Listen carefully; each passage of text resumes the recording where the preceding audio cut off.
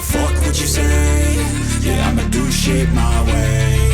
So you can go kick rocks, I'ma stay. Ini nih yang lagi bikin tongkrongan MMA panas bukan main.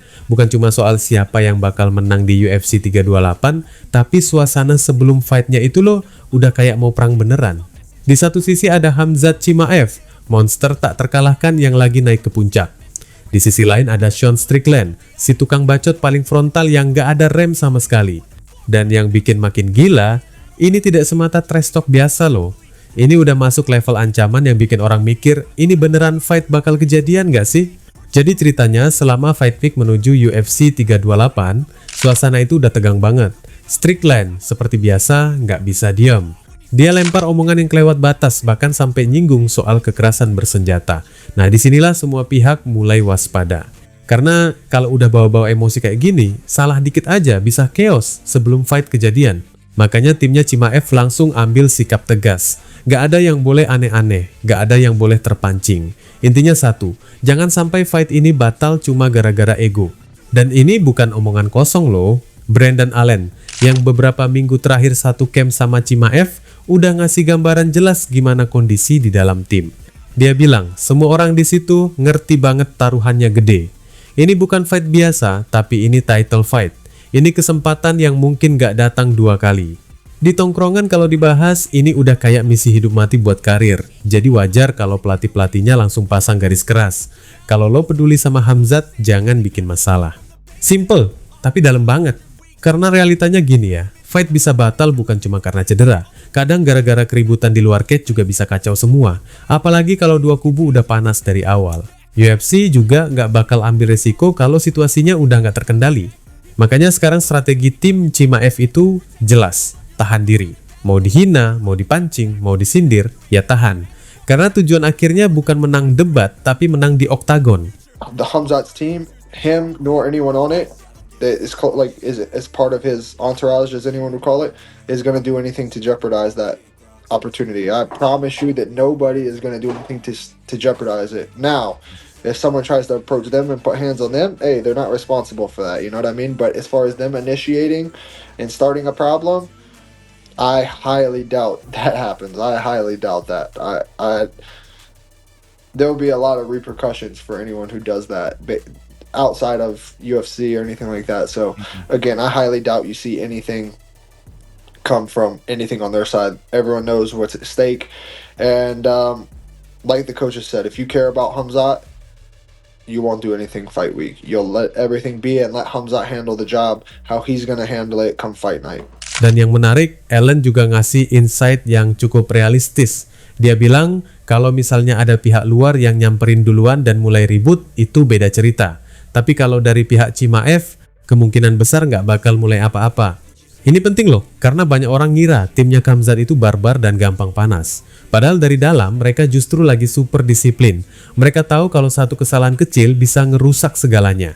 Di sisi lain, Sean Strickland justru main di sisi psikologis. Dia tahu banget cara ganggu lawan sebelum fight. Bacotnya itu bukan cuma gaya, melainkan itu strategi.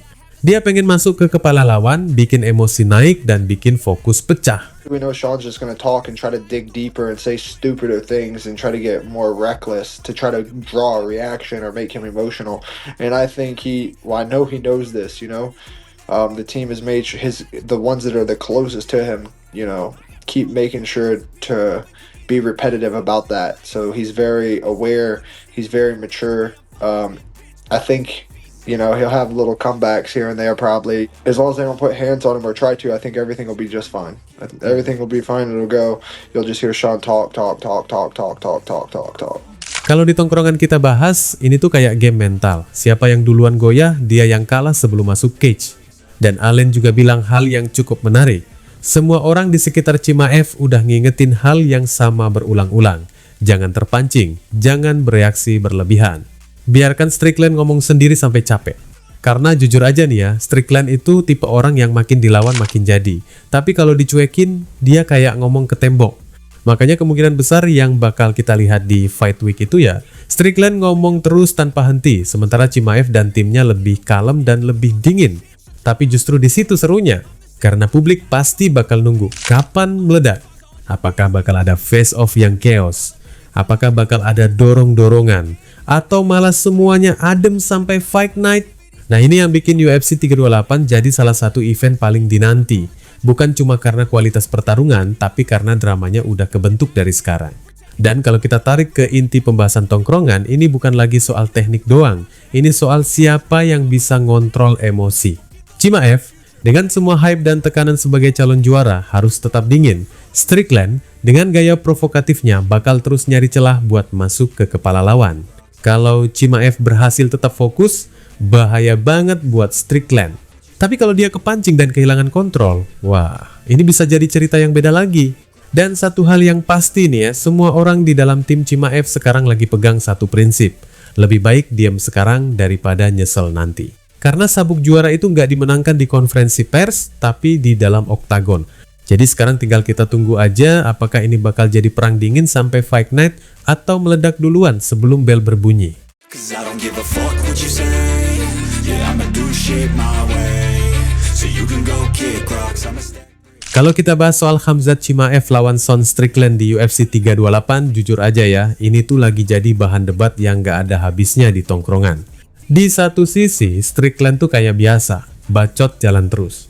Dan anehnya, gaya dia ini tuh bukan cuma buat hiburan doang, tapi bener-bener bisa bikin orang mulai mikir, jangan-jangan dia bisa ngelawan nih.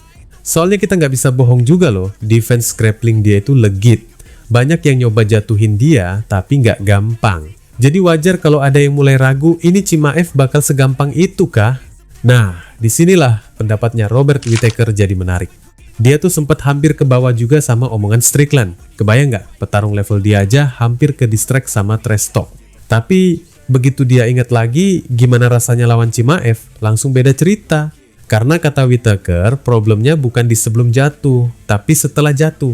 Karena yang bahaya tuh ketika Chimaev udah berhasil megang, dia itu bukan tipe yang setengah-setengah loh. Begitu dia komit, itu full tekanan, nempel, ngunci, nggak kasih napas. Lu bukan cuma dijatuhin, tapi dikontrol total.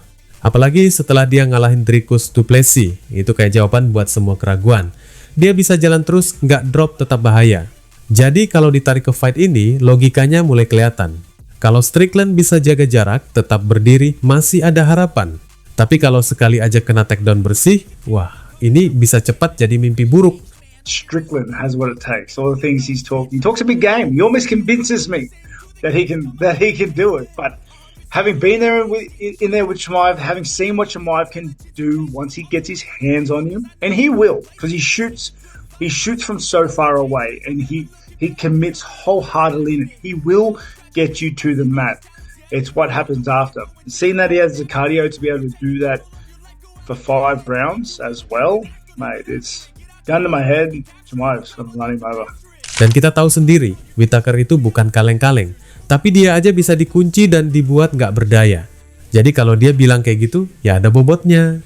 Tapi ya balik lagi, tongkrongan pasti nggak sepakat semua. Masih ada yang tim Strickland, alasannya klasik, dia tahan pukul, dia nggak gampang panik, dan dia bisa bikin lawan frustrasi. Dan yang paling penting, kepercayaan dirinya emang gila. Jadi kalau kita simpulin nih ya, Strickland bisa ngomong sekeras apapun, tapi begitu udah di bawah, yang ngomong tinggal Chimaev.